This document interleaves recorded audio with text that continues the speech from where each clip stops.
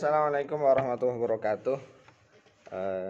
Jumpa lagi di pembelajaran kita untuk kali ini di administrasi sistem komputer ya, dengan Pak Anas. Semoga kalian tetap sehat di rumah, belajar dengan baik, bisa mengikuti pembelajaran secara penuh. Untuk materi kali ini kita akan bahas tentang konsep remote server ya. Kita akan flashback ya materi yang sebelumnya, karena saya yakin belum semuanya ya mengikuti, tapi harapan saya di rumah kalian tetap bisa belajar dengan baik. Oke. Ada Pak Sis ya di sini. Ya, kita lanjutkan. Yang pertama, jelaskan sistem operasi jaringan. Jadi dalam sebuah administrasi jaringan tentu harus diketahui dulu ya, jaringan yang digunakan itu menggunakan sistem operasi apa. Kalau di Indonesia sendiri kebanyakan yang dipakai untuk sistem operasinya adalah Windows dan Linux ya.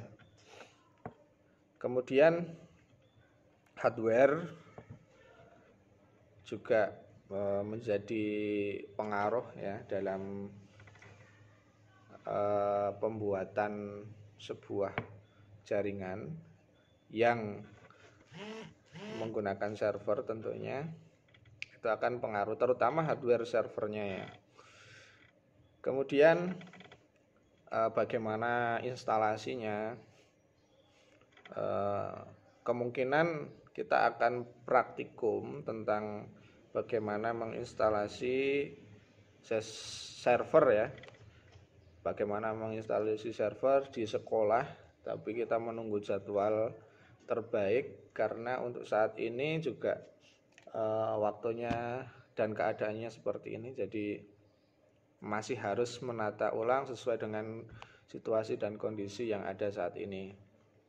Nah, itu instalasi nanti kita akan bareng-bareng praktikum di sekolah ya, tentu dengan menerapkan protokol kesehatan dan secara bergantian.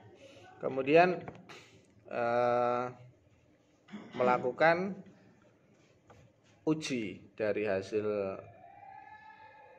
instalasinya ya, atau mungkin nanti kita akan bagi beberapa kelompok yang nantinya ada yang menggunakan sistem operasi Windows dan ada yang menggunakan distro Linux ya, dari beberapa distro ya, baik nanti Ubuntu, Debian, atau bisa juga kita nanti pakai apa ya, yang apa, keluaran terbaru mungkin ya, distro baru apa yang ada saat ini, bisa kita coba.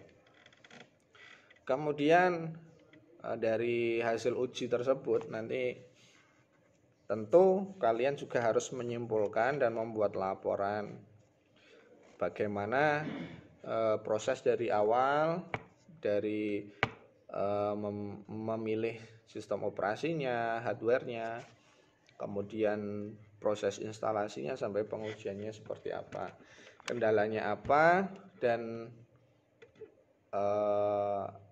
bagaimana ya hasilnya dari kalian.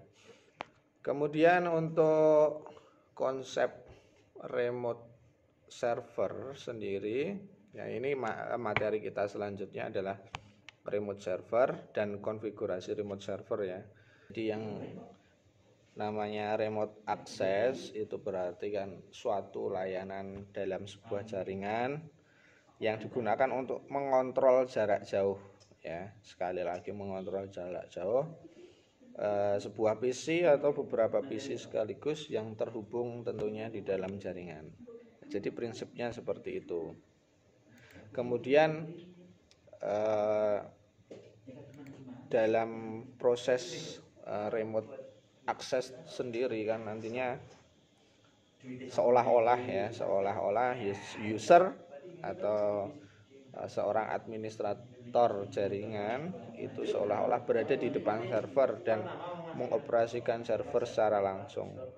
Jadi keuntungannya adalah seorang administrator server ini bisa mengakses dari manapun dia berada ketika bisa ada hubungan ke server ya, baik melalui internet maupun media yang lain.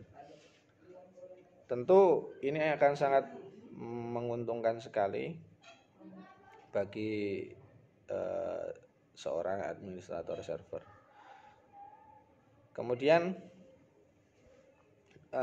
dalam remote access sendiri itu nanti akan dibagi menjadi dua bagian ya. Ada console base dan GUI. Untuk base di sistem operasi yang digunakan servernya ya, yang berbasis grafik. Untuk yang console base ini ada beberapa yang sering digunakan saja ya, kita akan bahas itu, yakni Telnet dan SSH. Sedangkan di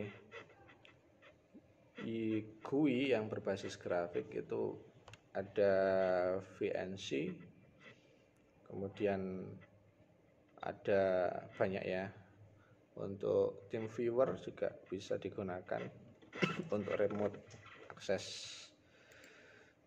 Nah, sedangkan kita bahas satu-satu ya. Untuk yang Telnet ini salah satu keuntungannya adalah prosesnya cepat ya. Prosesnya cepat. Tapi di sini juga harus ada autentifikasi tapi unsecure.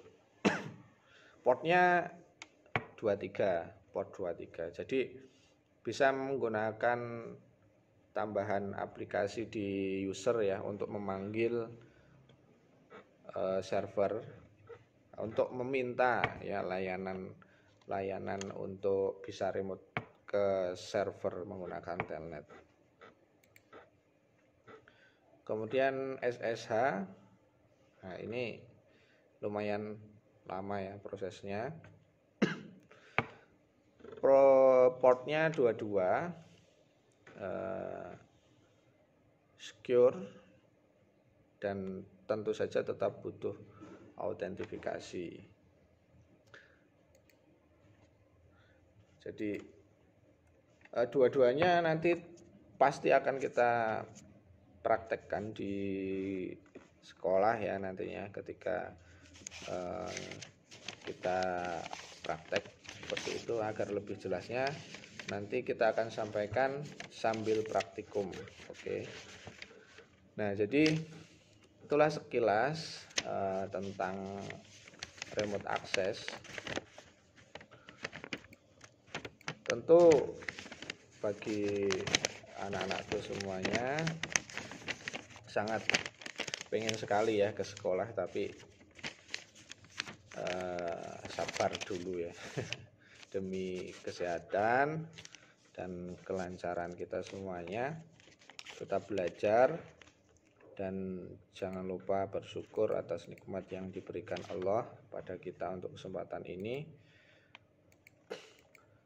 Dan pesan saya untuk teman-teman, anak-anakku semuanya, PR kalian di rumah untuk pelajaran saya tentunya ASJ.